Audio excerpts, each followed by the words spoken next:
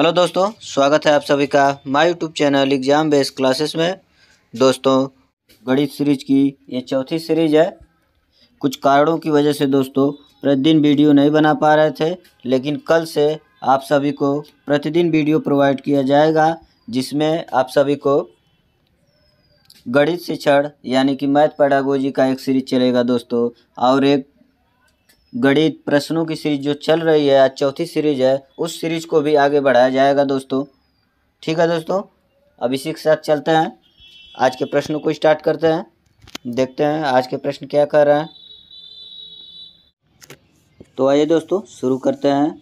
आज की सीरीज का पहला प्रश्न लिखा है दोस्तों, 4, 5, 6 का सबसे छोटा सारोगुणज और 5, 6 और 9 का सबसे छोटा सारोगुणज का अंतर है दोस्तों। अंतर पूछ रहा है दोस्तों। आपको बता दें दोस्तों कि पिछले प्रश्न में, पिछले सीरीज में हम करा चुके हैं। वहाँ लिखा था कि सबसे छोटा सारोगुणज और सबसे बड़ा सारोगुणज। आपको यहाँ ध्यान देना है दोस्तों, दोनों सबसे छोटा सारोगुणज के बात कर रहा है। तो आपको बता दें कि आपको पिछले वीडियो में बताए थे दोस्तों कि सबसे छोटा सारोगुणज होता है लस, जिसको हम बोलते हैं लघुत्तम समापवर्तक दोस्तों। यही निकालने की बात कर रहा है। दोनों का निकाल के और उसका अंतर कर देंगे तो हमारा आंसर आ जाएगा दोस्तों। तो चलिए सबसे पहले हम लेते हैं 4, 5, 6 का। 4, 5, 6, 2 दूना 4 हो जाएगा दोस्तों, 5 में भाग नहीं जाएगा, इसी तरह रहेगा। 2 3 6 हो जाएगा दोस्तों। फिर 2 1 कम 2 हो जाएगा, 5 में भाग नहीं जाएगा, 3 में भाग नहीं जाएगा, तो इसी तरह रहेगा दोस्तों। फिर अब 3 से भाग जाएगी तो 1 का उसी तरह रहेगा दोस्तों।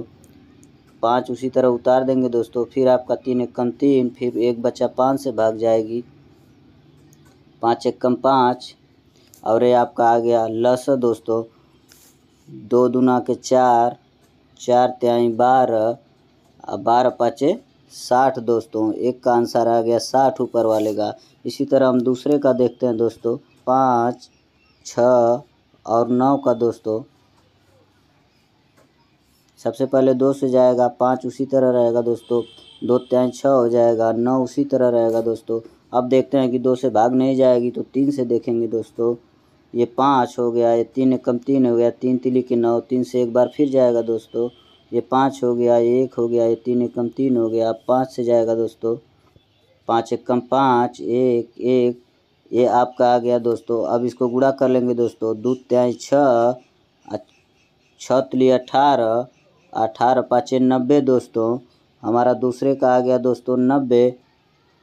और बात कर रहा है दोस्तों कि दोनों का अंतर, तो 90 में से 60 घटा लेंगे दोस्तों। आप देख रहे हैं कि पहला 60 आया है, 90 में से 60 घटाएंगे दोस्तों तो हमारा आंसर आ जाएगा 30।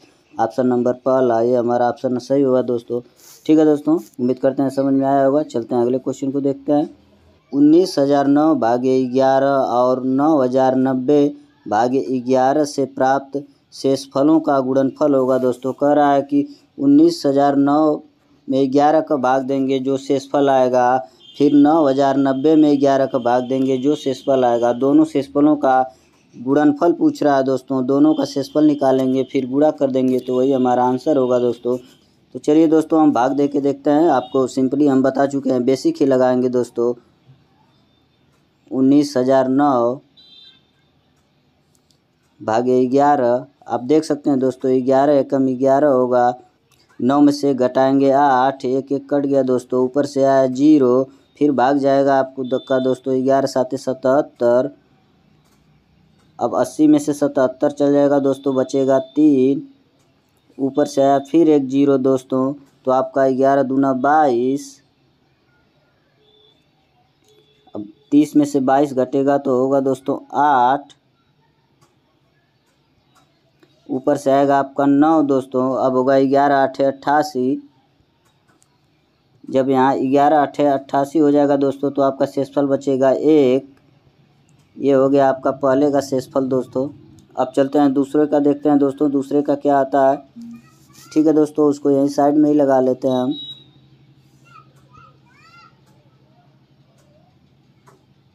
9,090 भागे 11 दोस्तों। आप देख सकते हैं 11 8 88, 90 में से 88 गया, 2 बचा दोस्तों, ये कट गया, ऊपर से आया 9, 11 दूना 22, 9 में से 2 गया 7 दोस्तों, 2 2 कट गया, ऊपर से आया 0 और 11 छक्का 66 हो जाएगा दोस्तों। तो आपका यहाँ शेषफल बचेगा 70 में से 66 गया 4 दोस्तों, इसका शेषफल आ गया 4। और यही पूछ रहा है दोस्तों कि दोनों शेषफलों का गुणनफल क्या होगा। तो 4 में जब 1 का गुणा करेंगे दोस्तों, 4 गुणे 1 बराबर आपका आएगा 4 एकम 4। यही हमारा आंसर हो जाएगा दोस्तों, ऑप्शन नंबर 1। ठीक है दोस्तों, अब चलते हैं अगले क्वेश्चन को देखते हैं। अगला प्रश्न है दोस्तों, कह रहा है कि 4 और 2/3 समकोणों में डिग्रियों की संख्या है। दोस्तों आपको ये पिछली सीरीज में भी कराया गया है। हमको उम्मीद है कि आपको अब ये पूरी तरह समझ में आ गया होगा दोस्तों, अगर सीरीज हमारी देख रहे हैं तो। चलिए दोस्तों इसको हल करते हैं। बहुत सिंपल सा कह रहा है 4 समकोण, तो हम बताए थे दोस्तों कि एक समकोण बराबर होता है 90 अंश,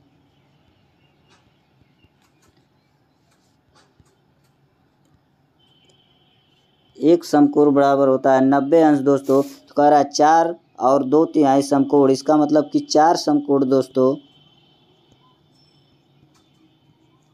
4 समकोण और 2/3 समकोणों में डिग्रियों की संख्या है दोस्तों। तो एक समकोण बराबर 90 अंश है, तो 4 समकोण बराबर 4 का गुणा हो जाएगा। प्लस कह रहा है दोस्तों 2/3 समकोण, मतलब 90 का 2/3 समकोण, एक समकोण 90 है तो 90 का 2/3 समकोण दोस्तों, 90 का 2/3 निकल जाएगा 2/3 और इसको जोड़ देंगे तो हमारा हो जाएगा आंसर दोस्तों। 9 चौके 36 हो गया, 360 प्लस ये हो गया 3 तिली के 9 दोस्तों, मतलब 30 और 30 दूना के 60 हो जाएगा दोस्तों। तो हमारा आंसर हो जाएगा 360 और 60 420 हो जाएगा दोस्तों। और हम देख सकते हैं कि ऑप्शन नंबर 2 हमारा क्या होता है, सही होता है दोस्तों। ठीक है दोस्तों, उम्मीद करते हैं समझ में आया होगा। चलते हैं अगले प्रश्न को देखते हैं। अगला क्वेश्चन आप देख सकते हैं दोस्तों, लिखा है कि एक टंकी में 240 लीटर 128 मिलीलीटर दूध है, जिसको 16 जारों जो एक ही साइज माप के हैं में पूर्णतः भरा जा सकता है। ऐसे 22 जारों में कितना दूध होगा। लिखा है दोस्तों 240 लीटर 128 मिलीलीटर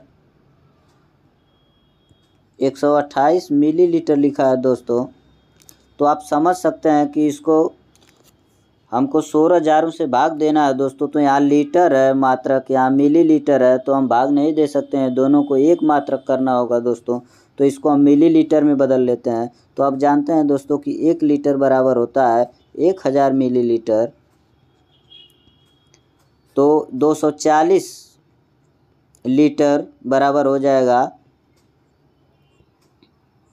1000 का गुणा कर देंगे दोस्तों, तो हमारा निकल जाएगा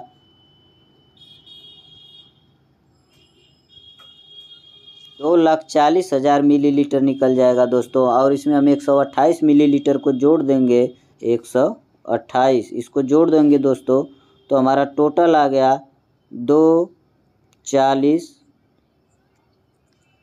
128, मतलब 2,40,128। तो ये हमारा मिलीलीटर में निकल गया दोस्तों। अब इसमें हम 16 से भाग देंगे तो हमारे 1 जार में जितना दूध आता है उसका पता चलेगा दोस्तों। और फिर 1 जार में जितना दूध आता है उतने दूध को हम 22 से गुणा कर देंगे, तो हमारे 22 जारों में कितना दूध आ जाएगा दोस्तों, इसका पता चल जाएगा। तो चलिए दोस्तों भाग दे के देखते हैं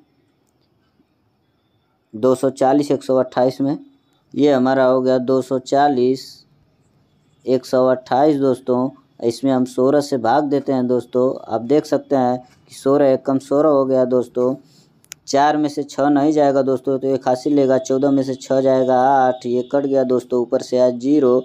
आप देख सकते हैं कि 16 5 80 होता है दोस्तों, 80 80 कट गया, ऊपर से आया 1। आपको बताए थे दोस्तों कि जब ऊपर से कोई संख्या उतरती है भाग नहीं जाता है, तो एक 0 बढ़ाकर दूसरी संख्या को उतार लेते हैं, वो है 2। फिर भी अगर भाग नहीं जाएगा तो एक और भागफल में 0 उतार के तीसरी संख्या को उतार लेंगे, 28।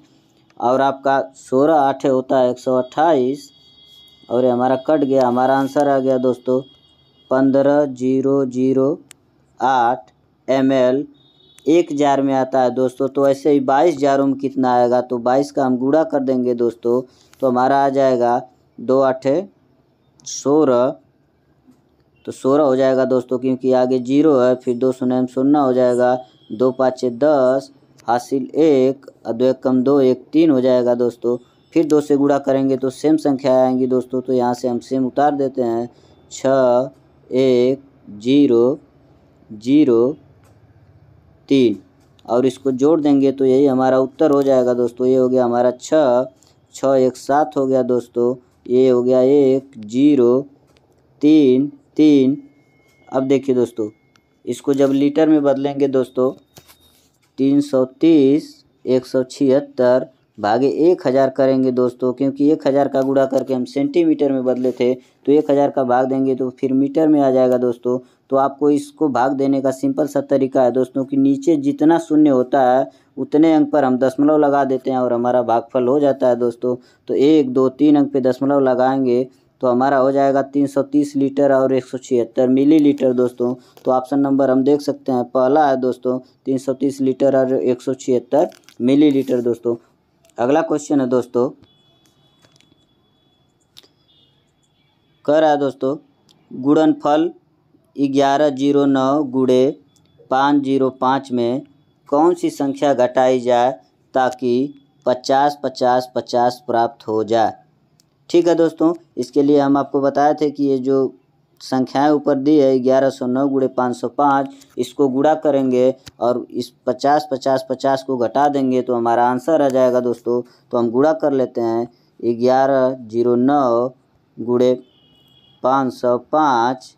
अब गुणा करेंगे दोस्तों तो 5 9 45 हो जाएगा, आगे 0 है तो 45 पूरा लिखा जाएगा। 5 एकम 5 और 5 एकम 5 दोस्तों, 0 का 0 0 हो जाएगा दोस्तों, 0 से गुणा होता है। तो फिर 5 का उतारेंगे तो यही सेम आएगा दोस्तों। तो 5 4 5 5 इसको जोड़ देंगे दोस्तों तो हमारा हो जाएगा 5 4 5 5 10 दोस्तों, हासिल 1 5 4 9 1 10 हासिल 1 5 1 6 और ये हो गया 5 56 00 45 हमारा आ गया दोस्तों। गुणनफल हमारा आया दोस्तों 56 00 45 लिख लिए दोस्तों। अब इसको हम 50 50 50 यहाँ उतारेंगे, इसका मतलब होता है दोस्तों 5,05,050। अब इसी को घटाने की बात कर रहा है दोस्तों, तो हमारा आंसर हो जाएगा, घटा के देख लेते हैं। ये हो गया 5 दोस्तों, ये 14 में से 5 जाएगा आपका 9 हो जाएगा दोस्तों। यहाँ बचेगा 9, यहाँ बचेगा 9 तो 9 में से 5 जाएगा 4 हो जाएगा दोस्तों। यहाँ बचेगा 5 और ये 5 5 0 हो गया, मतलब कट गया दोस्तों 54,995। और हम देख सकते हैं कि हमारा आंसर नंबर 3 ये 54,995 सही होता है दोस्तों। ठीक है दोस्तों, अब अगले क्वेश्चन को चलते हैं। अगला क्वेश्चन है दोस्तों, लिख रहा है कि एक आयत और एक वर्ग के परिमाप बराबर हैं। वर्ग का परिमाप 96 सेंटीमीटर है और आयत की चौड़ाई वर्ग की भुजा से 4 सेंटीमीटर कम है, तब आयत के क्षेत्रफल वर्ग सेंटीमीटर में का दोगुना किसके बराबर होगा। कह रहा है दोस्तों एक आयत और एक वर्ग है, एक आयत और एक वर्ग ले लेते हैं दोस्तों, आपको समझने में भी आसानी होगी। ये हम दोस्तों ले लिए एक वर्ग, ये हमारा वर्ग हो गया दोस्तों, और एक हमारा ये हो गया आयत, ये हमारा आयत हो गया दोस्तों। तो अब हम देख सकते हैं सवाल कह रहा है दोस्तों कि एक आयत और एक वर्ग का परिमाप बराबर है, इन दोनों का परिमाप बराबर है दोस्तों। परिमाप आपको बताएं दोस्तों कि किसी भी आकृति के सभी भुजाओं का योग परिमाप होता है। तो ये दोनों में 4 4 भुजाएं हैं दोस्तों, इस चारों भुजाओं का योग दोनों का बराबर है, इसका है 96 दोस्तों। जो आयत की चौड़ाई है दोस्तों वो वर्ग की भुजा से 4 सेंटीमीटर कम है। तो सबसे पहले हम इसका भुजा निकालते हैं दोस्तों। आपको पता है कि वर्ग की चारों भुजाएं बराबर होती है दोस्तों। तो जब हम 96 में 4 का भाग देंगे दोस्तों तो हमारा आता है 24। इसका मतलब कि वर्ग की एक भुजा 24 सेंटीमीटर है। तो कह रहा है दोस्तों कि आयत की जो चौड़ाई है वर्ग की भुजा से 4 सेंटीमीटर कम है, तो 24 में से 4 निकाल देंगे दोस्तों तो हमारा 20 आ गया। इसका मतलब कि जो आयत की चौड़ाई है वो 20 है। तो आप देख सकते हैं दोस्तों कि आमने सामने की भुजा आयत की बराबर होती है, तो इधर का 20 हुआ तो इसके सामने का भी 20 होगा दोस्तों। अब यहाँ आप देख सकते हैं दोस्तों कि जब हमको चौड़ाई मिल गई है, दोनों की चौड़ाई मिला के हमारा 40 होता है दोस्तों, 20 20 40, और 2 लंबाई भी है दोस्तों, दोनों समान है। तो अब लंबाई का माप हम निकालेंगे दोस्तों, तब जाके इसका क्षेत्रफल हमको पता चलेगा। तो लंबाई कैसे पता चलेगा, इसको देखिए दोस्तों, यहाँ पूरा इस टोटल ये दोनों लंबाई और दोनों चौड़ाई को जोड़ने पर 96 होगा दोस्तों। तो दोनों चौड़ाई हम जोड़ चुके हैं तो हमारा 40 आया है दोस्तों, और टोटल है 96। तो 96 में से 40 जब घटाएंगे दोस्तों तो हमारा बचेगा 56। ये जो 56 आएगा दोस्तों दोनों लंबाई का योग है, तो हम इसको 2 से भाग देंगे तो एक लंबाई का पता चलेगा दोस्तों। तो हमारा हो जाता है 28। इसका मतलब कि हमारी जो लंबाई है आयत की दोस्तों ये 28 हो गई। तो आपको पता होना चाहिए दोस्तों कि जो आयत का क्षेत्रफल होता है वो लंबाई गुणे चौड़ाई होता है। यल गुणे बी बराबर आपका लंबाई आ गया 28 दोस्तों, और गुणे आपका चौड़ाई आ गया 20। इसको जब गुणा करेंगे दोस्तों तो होता है 28 दूना के 56, इसका मतलब 560। और कह रहा है कि तब आयत के क्षेत्रफल का दुगुना किसके बराबर है दोस्तों। आयत का क्षेत्रफल भी इसमें दिया है 556। ये हमारा आंसर गलत होगा दोस्तों, क्योंकि कह रहा है इसका दुगुना किसके बराबर है दोस्तों। तो इसका दुगुना करेंगे दोस्तों तो 56 दूना होता है 112 और एक जीरो हो गया दोस्तों, तो हमारा 1120 आंसर आ जाएगा दोस्तों। हमारा आंसर नंबर 4 हो जाएगा दोस्तों। ठीक है दोस्तों, उम्मीद करते हैं समझ में आया होगा। चलते हैं आगे, अगले प्रश्न को देखते हैं।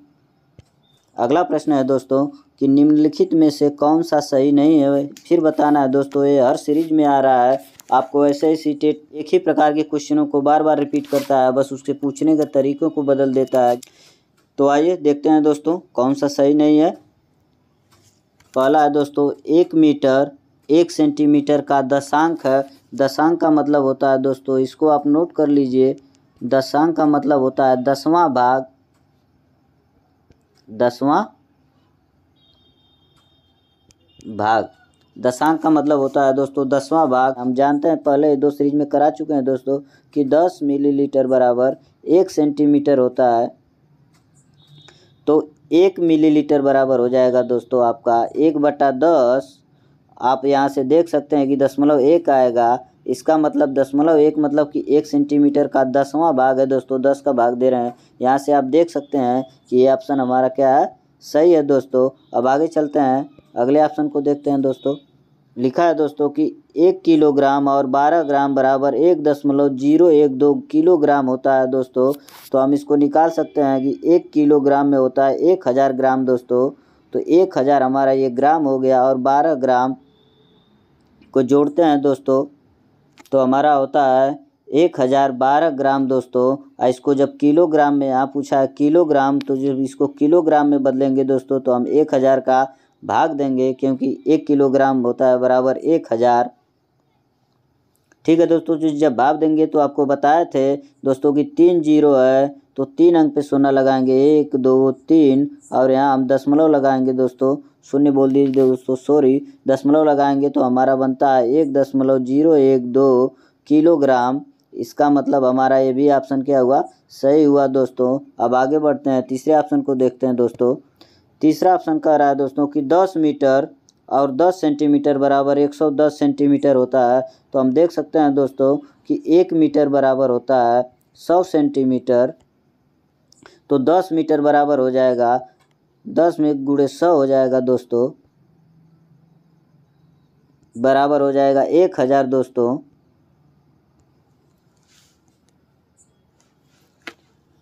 बराबर हमारा हो जाता है 1000 दोस्तों। और 1000 में हम 10 सेंटीमीटर और जोड़ देते हैं, 1000 सेंटीमीटर ही आएगा, 10 जोड़ देते हैं दोस्तों तो हमारा टोटल हो जाएगा 1010 सेंटीमीटर। और देखिए दोस्तों ये भी हमारा ऑप्शन सही हो गया। यहाँ लिखा है कि 1010 सेंटीमीटर, तो हमारा बदलने पर सेंटीमीटर में इतना ही आ रहा है दोस्तों, तो ये भी ऑप्शन सही हो गया। इसका मतलब हमारा गलत होगा ऑप्शन नंबर चौथा। आइए गलत कैसे होगा इसको भी देख लेते हैं दोस्तों।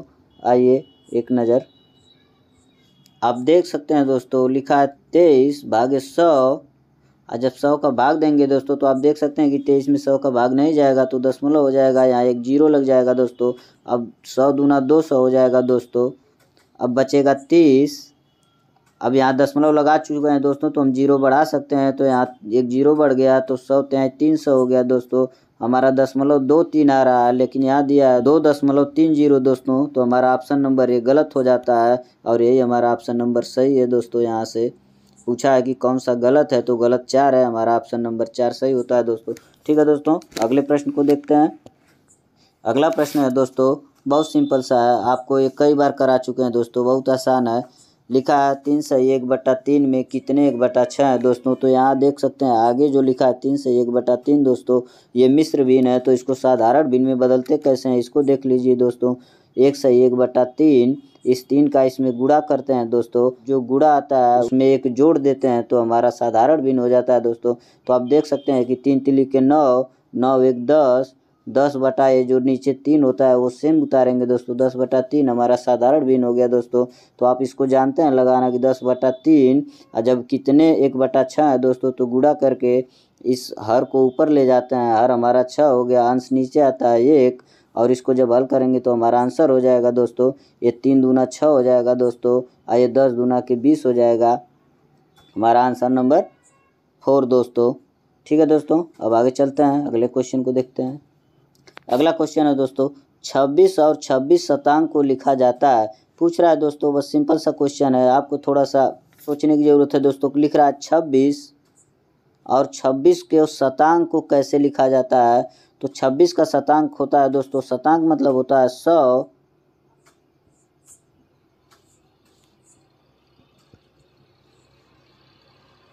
शतांक मतलब बराबर होता है दोस्तों 100। तो 26 का शतांक हो जाएगा, 26 में 100 का भाग दे देंगे तो उसका शतांक निकल जाएगा दोस्तों। तो भाग देना आपको बता चुके हैं कि 2 जीरो है तो 2 अंक पे दशमलव लगा देंगे तो हमारा 0.26 हो जाएगा दोस्तों, और ये 26 का शतांक हो गया। अब यहाँ देखिए दोस्तों, कह रहा है 26 और 26 का शतांक, तो 26 को हम इस तरह से लिख सकते हैं दोस्तों, और शतांक उसका 0.26 है तो यहाँ लिखेंगे दोस्तों, और जब इसको जोड़ेंगे तो 26.26 आएगा दोस्तों, और यही हो जाएगा हमारा आंसर, आंसर नंबर 2 दोस्तों। अब देख सकते हैं आंसर नंबर 2। ठीक है दोस्तों, उम्मीद करते हैं समझ में आया होगा। चलते हैं अगले क्वेश्चन को देखते हैं। 4 अंकों वाली सबसे बड़ी संख्या और 3 अंकों वाली सबसे छोटी संख्या का योगफल पूछ रहा है दोस्तों। योगफल मतलब जोड़, आप समझ सकते हैं दोस्तों। आइए तो प्राइमरी लेवल की चीज़ें हैं दोस्तों कि 4 अंक की सबसे बड़ी संख्या आप जानते हैं, अंकों में सबसे बड़ा अंक जो होता है उसी को 4 बार लेंगे तो हमारा 4 अंकों की सबसे बड़ी संख्या निकलेगी दोस्तों। तो हम देख सकते हैं कि अंकों में सबसे बड़ी संख्या 9 होती है दोस्तों। तो 9 को जब 4 बार लिखेंगे तो ये 4 अंकों की बड़ी संख्या हो गई दोस्तों। और फिर पूछ रहा है 3 अंकों की सबसे छोटी संख्या दोस्तों। तो सबसे छोटी संख्या 3 अंक की होती है 100। आप देख सकते हैं दोस्तों, अगर 4 अंक की निकालेंगे तो 1 आप लिखेंगे, उसके बाद 3 जीरो हो जाएगा दोस्तों। 5 अंक की सबसे छोटी संख्या 1 लिख के 4 जीरो दोस्तों, मतलब कि जितने अंकी का है उससे 1 जीरो कम रहता है, एक साथ में जुड़ा रहता है दोस्तों, तो 5 हो जाता है। तो ये हमारी 5 अंक की संख्या हो गई, ये हमारी 4 अंक की हो गई, और ये हमारी 3 अंक की हो गई। यही कह रहा है कि 4 अंकों की सबसे बड़ी संख्या 9999 और 3 अंकों की सबसे छोटी संख्या 100 का योगफल पूछ रहा है दोस्तों। तो जब जोड़ देंगे तो 9 9 और 9 1 10 हो गया, हासिल 1 हो गया दोस्तों। तो 9 1 10, इसका मतलब कि 199। तो हमारा आंसर हो गया दोस्तों, आप आंसर नंबर 3, 199। ठीक है दोस्तों, उम्मीद करते हैं समझ में आया होगा। अगला क्वेश्चन है दोस्तों, कह रहा है कि 210 के धनात्मक गुणनखंडों का योगफल, ये तीनों सीरीज में आ चुका दोस्तों, कि पहले सीरीज में आया 100, उसके बाद आया 48, उसके बाद 105, अब आ गया 210। धीरे धीरे आप देख रहे हैं संख्या को बढ़ाते जा रहा है दोस्तों। तो हमारा सभी गुणनखंडों को निकालना, जो बेसिक चीज़ों से हम निकालते थे उससे अब समय लगेगा दोस्तों। तो यहाँ हम ट्रिक के माध्यम से आपको बताएंगे कि 210 का गुणनखंड कैसे निकालेंगे दोस्तों। तो सबसे पहले 210 के हम खंड कर लेंगे दोस्तों। 210, इसका जब खंड करेंगे तो 2 से भाग देंगे दोस्तों, 2 1 कम 2, 2 5 10। अब देख रहे हैं दोस्तों 2 से नहीं जाएगा, 3 से जाएगा, तो आपका 35 तिया 105 होता है दोस्तों। अब देखते हैं 3 से 5 3 8, अब 3 से नहीं जाएगा दोस्तों, तो हम ले जाएंगे इसको 5 से, 5 7 35, फिर 7 से, और ये हमारा आ गया खंड दोस्तों। गुणनखंड का योगफल निकाले के दोस्तों हमें क्या करना पड़ता है, आप देख सकते हैं। हम इसको एक साइड में लिख देते हैं दोस्तों। 2 आया है, 3 आया है, 5 आया है और 7 आया दोस्तों। तो अब जब इतना आ जाएगा दोस्तों तो हम देखते हैं 2 एक बार है तो 1 घात गुणे, 3 भी एक बार है तो 3 पर 1 घात, 5 एक बार है तो 5 पर 1 घात दोस्तों, 7 एक बार है तो 7 पर 1 घात। ये 7 ट्रिक है दोस्तों, इसको आप देखिए और फॉलो करिए। अब अगले स्टेप में क्या करना है दोस्तों, इस पे एक घात अपने से जोड़ देना है दोस्तों। तो 2 पर एक घात है, एक जोड़ेंगे तो 2 घात हो जाएगा दोस्तों। और इसको -1 करके बटा में 2 का -1 कर देंगे, गुणे इसी तरह 3 का करेंगे, 3 पर 2 घात -1 बटा के 3 -1 गुणे 5 पर 2 घात -1 बटा के 5 -1 फिर गुणे दोस्तों 7 पर 2 -1 बटा के 7 -1 और इसको हल कर देंगे तो हमारा आ जाएगा आंसर। दोस्तों देख सकते हैं ये हो जाएगा 2 दूना के 4, 4 में से 1 गया 3 बटा 2 में से 1 गया 1 गुणे ये देख सकते हैं दोस्तों 3 तिली के 9 वर्ग है तो सीधे गुणा होता है दोस्तों। 3 तिली के 9 में से 1 गया 8, अब बटा आप क्या 3 में से 1 गया 2 गुणे ये 50 25, 25 में से 1 गया दोस्तों आपका आ गया 24, अब 5 में से 1 गया दोस्तों आपका आ गया 4, फिर गुणे 7 7 49 में से 1 गया 48, अब बटा 7 में से 1 गया दोस्तों हो गया आपका 6। अब इसी को हल करेंगे और हमारा आ जाएगा आंसर दोस्तों।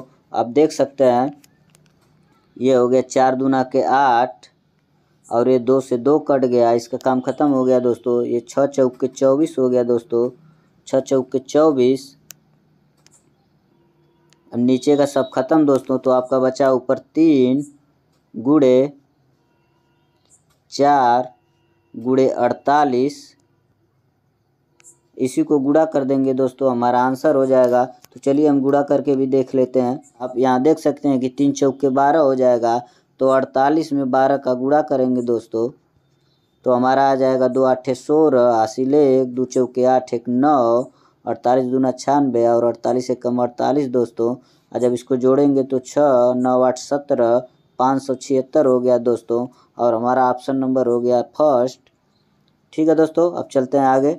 अब इस तरह से हम इस नियम से दोस्तों कितना वो बड़ी संख्या रहेगी हम उसका हल निकाल सकते हैं, मतलब उत्तर निकाल सकते हैं दोस्तों। ठीक है, अब चलते हैं अगला क्वेश्चन को देखते हैं दोस्तों।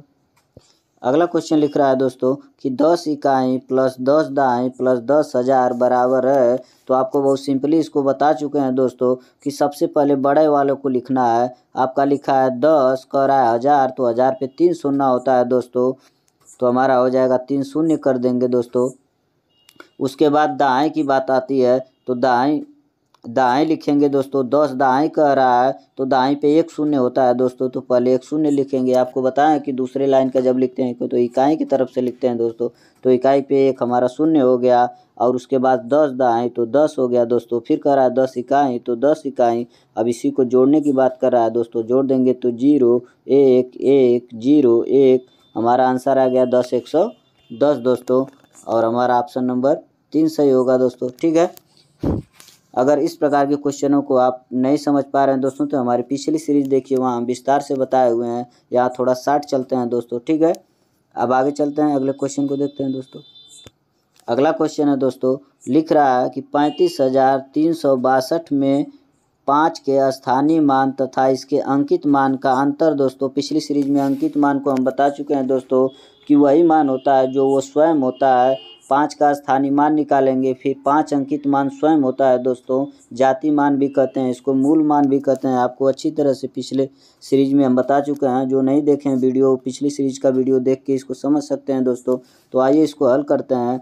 लिखा है 3 5 3 6 2 में 5 का स्थानीय मान पूछ रहा है दोस्तों और फिर उसके अंकित मान का अंतर पूछ रहा है दोस्तों। तो स्थानीय मान निकालने के लिए हम बताएं कि 5 जहाँ है उसको 5 लिखेंगे, 5 के बाद जितने अंक है उतने 0 कर देंगे दोस्तों। 5 के बाद आप देख सकते हैं कि 3 6 2 3 अंक है दोस्तों, तो 3 0 लिख देंगे और ये हमारा हो गया स्थानीय मान। और अंकित मान का मतलब 5 ही होता है दोस्तों। 5 का पूछ रहा है तो इसका अंतर कर रहा है तो इसको घटा देंगे दोस्तों। तो 10 में से 5 गया 5, यहाँ बचा 9, यहाँ बचा 9, ये आ गया 4, 4,995 और हमारा ऑप्शन नंबर 3 सही हो गया दोस्तों। ठीक है दोस्तों, अब चलते हैं अगले क्वेश्चन को देखते हैं। कह रहा है दोस्तों किसी वर्ग का परिमाप 24 सेंटीमीटर और किसी आयत की लंबाई 8 सेंटीमीटर दोस्तों। सबसे पहले हम एक वर्ग ले लेते हैं दोस्तों ताकि आपको अच्छे से समझ में आए।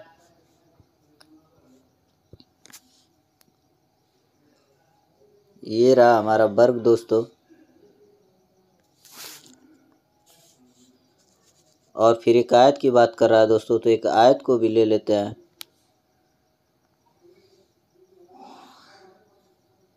ये हमारा आयत हो गया दोस्तों।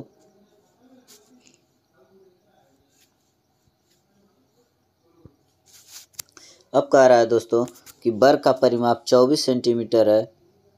आप बार बार ध्यान दीजिए दोस्तों, जब भी सवाल आ रहा है परिमाप पे ही आ रहा है और वर्ग के क्षेत्रफल पे, वर्ग और आयत, वर्ग आयत और उसके परिमाप की ही बात कर रहा है बार बार, तो आप हमेशा याद रखना है कि परिमाप बराबर, आपको बता चुके हैं दोस्तों कि किसी भी आकृति के सभी भुजाओं का योग ही परिमाप होता है दोस्तों। तो देख सकते हैं इस वर्ग की आकृति की 4 भुजाएं हैं और इस चारों भुजाओं का परिमाप 24 है दोस्तों। और कह रहा है आयत की लंबाई 8 सेंटीमीटर है। ये आयत की लंबाई है दोस्तों 8 सेंटीमीटर, तो ये भी लंबाई हो जाएगी 8 सेंटीमीटर, क्योंकि आयत के आमने सामने की भुजाएं क्या होती हैं दोस्तों, बराबर होती है। यदि वर्ग और आयत के परिमाप बराबर हो तो आयत का क्षेत्रफल ज्ञात करिए दोस्तों। वर्ग के चारों भुजाओं की योग तो 24 दिया है दोस्तों, तो 24 बराबर 8 8 16 हो जाएगा, क्योंकि 2 लंबाई 2 चौड़ाई होगी दोस्तों। तो एक चौड़ाई को हम x मान लेते हैं, इसको भी x मान लेते हैं दोस्तों, और 2 लंबाई 8 8 16 हो गया, और 2 चौड़ाई 2x हो गया दोस्तों, प्लस 2 लंबाई 16 हो गया दोस्तों। अब इसको जब हल करेंगे तो हमें लंबाई का पता चल जाएगा दोस्तों। या तो आप सीधा सीधा कर सकते हैं दोस्तों, 24 में से 16 को घटा देंगे एकदम सीधा सीधा दोस्तों, तो हमारा आ जाएगा 8। और 8 हम देखते हैं दोस्तों कि 2 x का मान आ रहा है 8, तो जब हम इसका अलग अलग करेंगे दोस्तों तो 2 का भाग दे देंगे तो हमारी चौड़ाई आ जाएगी 4, और हमारी चौड़ाई होगी दोस्तों 4, आयत की चौड़ाई 4। और यह कह रहा है दोस्तों कि आयत का क्षेत्रफल वर्ग सेंटीमीटर में है दोस्तों, तो क्षेत्रफल बराबर होता है लंबाई गुणे चौड़ाई। और हम लंबाई हमें पता होगी दोस्तों कि 8 है जो पहले से दे रखा है, और चौड़ाई निकाले हैं तो 4 आया है दोस्तों, तो 4 और हम गुणा कर देंगे तो 8 चौके 32, और यही हमारा 32 वर्ग सेंटीमीटर हो जाएगा दोस्तों, और यही हमारा उत्तर हो जाएगा ऑप्शन नंबर 3। ठीक है दोस्तों। अगला प्रश्न है दोस्तों, गोरंग ने रविवार को 4 से 1/2 घंटे, मंगलवार को 190 मिनट, बुधवार को सुबह 5:20 से सुबह 9:10 बजे तक और शुक्रवार को 220 मिनट काम किया। उसे 1 घंटे का 42 रुपये मिलते हैं दोस्तों। तो उसने सोमवार से शुक्रवार तक कुल कितना कमाया दोस्तों। तो आप देख सकते हैं कि लिखा है सोमवार को दोस्तों 4 सही 1/2, इसका मतलब होता है दोस्तों ये मिश्र भिन्न में दिया है, और इसको साधारण भिन्न करेंगे तो इस 2 का इसमें गुणा करेंगे और इसको जोड़ेंगे दोस्तों, तो हमारा 4 दूना 8 और 1 9/2 हो जाएगा, बराबर 4.5 घंटा आएगा दोस्तों। और ये तो दोस्तों एक बेसिक है, लेकिन अगर आपको आसानी से समझना है दोस्तों तो आप समझ सकते हैं कि इस आगे वाला घंटा होता है, और ये भी घंटा दिया है, तो ये दिया है दोस्तों 4 घंटा, और 1/2 घंटा का मतलब आधा घंटा का मतलब होता है 30 मिनट। 4 घंटा 30 मिनट आ गया दोस्तों। आप सिंपल से इस तरह से हमेशा लगा सकते हैं। अब इसको हम एक जगह लिख लेते हैं कि सोमवार को कितना घंटा काम किया है दोस्तों। सोमवार को दोस्तों काम किया है 4 घंटा 30 मिनट 4.5।